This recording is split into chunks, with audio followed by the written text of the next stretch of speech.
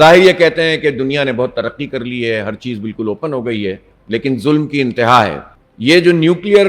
مذاکرات تھے یہ تو پہلے بھی تقریباً کنکلوڈ ہو چکے تھے، لیکن اسرائیل اور امریکہ نے دھوکہ دیتے ہوئے مذاکرات کے دوران 2 مرتبہ حملہ کیا ہے اسرائیل پر، پچھلے سال بھی کیا اور اس سال بھی۔ اس سے پتہ چلتا ہے کہ یہ لوگ اپنی سفارتی جو کریڈیبلٹی ہے وہ بھی کھو چکے ہیں۔ بہرحال ایران کی پوری قوم نے جس جرت کا مظاہرہ کیا، ان کی لیڈرشپ نے جس ہمت کا مظاہرہ کیا، اور خاص طور پر وہ ڈونلڈ ٹرمپ جو نعوذ باللہ خدا کی زبان میں بات کرنے لگ گیا تھا، وقت کا طاغوت ہے وہ، اور اس نے یہ کہا کہ ہم تہذیب مٹا دیں گے، ہم شناخت مٹا دیں گے، تو یہ ایرانی قوم تھی کہ جس نے ان تمام بریجز کے اوپر کھڑے ہو کر انسانی ہاتھوں کی زنجیر بنائی اور پوری دنیا کو بتایا کہ اگر ایک سسٹم موجود ہو، ایک نظریہ موجود ہو اور لیڈرشپ اور عوام کے درمیان گیپ موجود نہ ہو تو بڑے بڑے حالات کا مقابلہ کیا جا سکتا ہے۔ اسے جسے آپ ریزیلینس کہتے ہیں، اس کا مظاہرہ